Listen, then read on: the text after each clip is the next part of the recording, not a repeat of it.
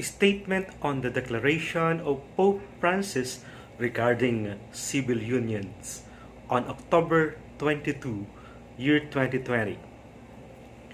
The worldwide communications media have reported with strong emphasis as a change of course the news that Pope Francis has declared that persons in homosexual condition as children of God have a right to have a family and that no one should be thrown out or be made unhappy because of it.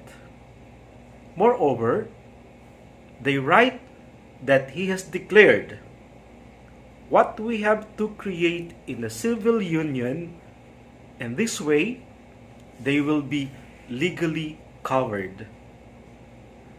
I have defended this.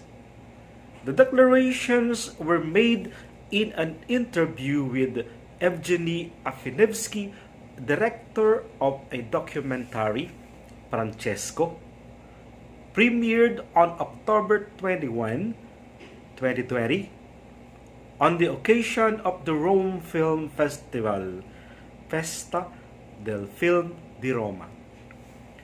Such declarations generate great bewilderment and cause diffusion and error among Catholic faithful, inasmuch they are contrary to the teaching of the sacred scripture and sacred tradition, and of the recent magisterium by which the church guards, protects, interprets the whole deposit of faith contained in sacred scripture and sacred tradition.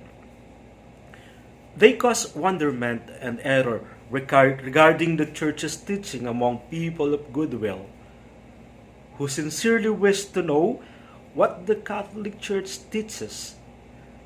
They impose upon pastors of souls the duty of conscience to make fitting and necessary clarifications.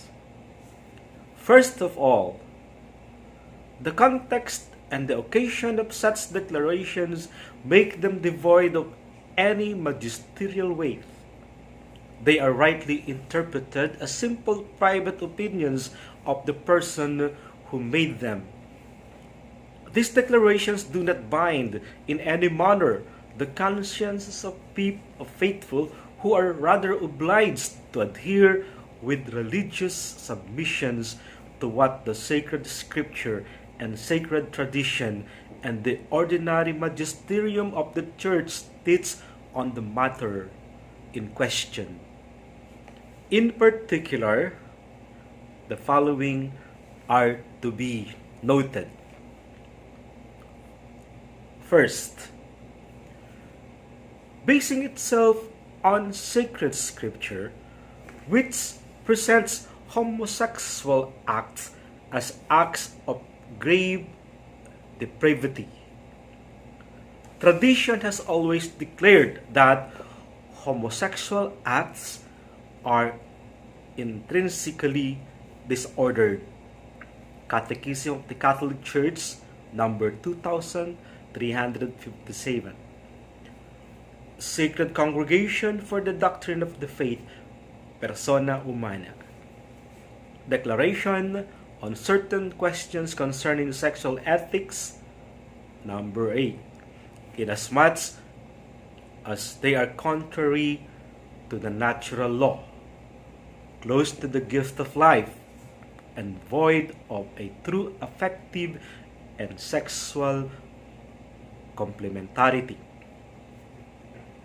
Therefore, they cannot be approved. Maging ang banal na kasulatan ay talagang binibigyang diin ang pagtutol dito, sapagkat ito ay talagang taliwas na taliwas sa kalikasan. Ano po yung kalikasan? Sexual union para lamang sa babae at lalaki, lalaki at babae na nagmamahalan nagpapahayag ng pagmamahal, nagpapadama ng pagmamahal sa isang sexual na pamamaraan in the context of marriage. Sa loob po ng pagsasama bilang mag-asawa. Kasal, binasbasan ng Diyos. Secondly, the particular and sometimes deep-seated tendencies of person, men and women, in the homosexual condition, which are for them trial, though they may not in themselves constitute a sin, represent nonetheless an objectively disordered inclination. Catechism of the Catholic Church, number 2358. Congregation for the Doctrine of the Faith, Homosexualitatis Problema, letter to the bishops of the Catholic Church on the pastoral care of homosexual persons. Number 3. They are therefore to be received with respect, compassion, and sensitivity, avoiding any unjust discrimination. Ano po itinuturo ng Catholic Church? The Catholic faith teaches the faithful to hate sin, but to love the sinner. Ano po yung nangingibabaw dito? Nangingibabaw pa rin po ang awa, nangingibabaw pa rin ang habag, sapagkat ang Diyos ay nagpapatawad, ang Diyos ay tumatanggap sa lahat ng tao. Hindi dapat kamuhian yung makasalanan, bagkus iyakapin ang makasalanan, subalit ang ating kinamumuhian ay ang kasalanan na kanilang ginagawa. Ikatlo, the faithful and in particular, Catholic politicians are held to oppose the legal recognition of homosexual unions. Congregation for the Doctrine of the Faith, considerations regarding proposals to give legal recognition to unions between homosexual persons. Diverse questions. Diverse questioni concernenti l'omosessualità. Number 10. The right to form family is not a private right to vindicate, but must correspond to the plan of Creator. Yung karapatan na bumuo ng pamilya, dapat po palagi itong tinitingnan sa konteksto ng kasal. Kaya nga po, pag pinag-uusapan natin yung sacramento of matrimony, meron po itong dalawang napakahalagang purpose, no? The unitive purpose of marriage. Bakit ba andun yung unitive? Andun yung pagkakaisa. Kaya nga, pinag-isang dibdib, pinagtaling puso. Sino yung pinag-isang dibdib? Isang babae at isang lalaki na nagmamahalan, at yung kanilang pagmamahalan ay binigyang katuparan doon sa kanilang pagpapalitan ng sumpa at pangako nang sila'y ikinasal. At yung second purpose ay procreative. Procreare. Nagiging kamanlilikha ng Diyos ang tao, sapagkat yung kanilang pagmamahalan, yung kanilang pagsasama bilang mag-asawa ay nagkakaroon ng bunga. Nagkakaroon ng anak ang mag-asawa dahil sa pagmamahalan, at sila ay nakakabuo ng pamilya. Uulitin natin yung sinabi, the right to form a family is not a private right to vindicate, but must correspond to the plan of the Creator. Andun yung plano ng Diyos mismo, who has willed the human beings in sexual difference. Male and female, He created them. Genesis chapter 1, verse 27. Thus, calling man male and female, ano yung kanilang bokasyon? To transmit life. Sabi ko nga kanina, nagiging kamanlikha ng Diyos ang tao. To transmission of life. Why? Because married couples ensure the succession of generations and are therefore eminently within the public interest, civil law grants them institutional recognition. Homosexual unions, on the other hand, do not need a specific attention from the legal standpoint, since they do not exercise this function for the common good. Ibidem number 9. To speak of a homosexual union in the same sense as the conjugal union of the married is, in fact, profoundly misleading, because there can be no such union between persons of the same sex. Napakalinaw po ng mga kapatid. In what regards the administration of justice, persons in the homosexual condition, as all citizens, can always make use of the provisions of law to safeguard their private rights.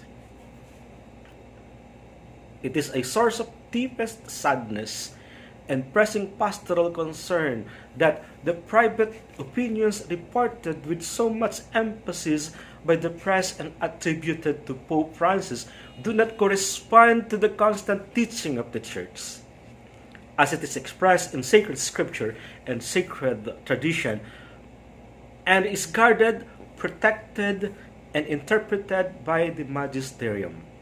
Equally sad and concerning is the turmoil, confusion, and error they cause among the Catholic faithful,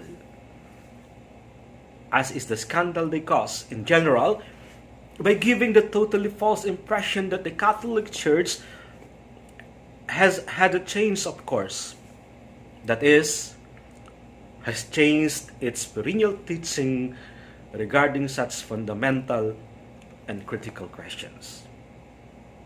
Kung bibigyan natin ng diin, nililinaw po na ang Simbahang Katolika kailanman ay hindi nagbabago ng kanyang pananaw.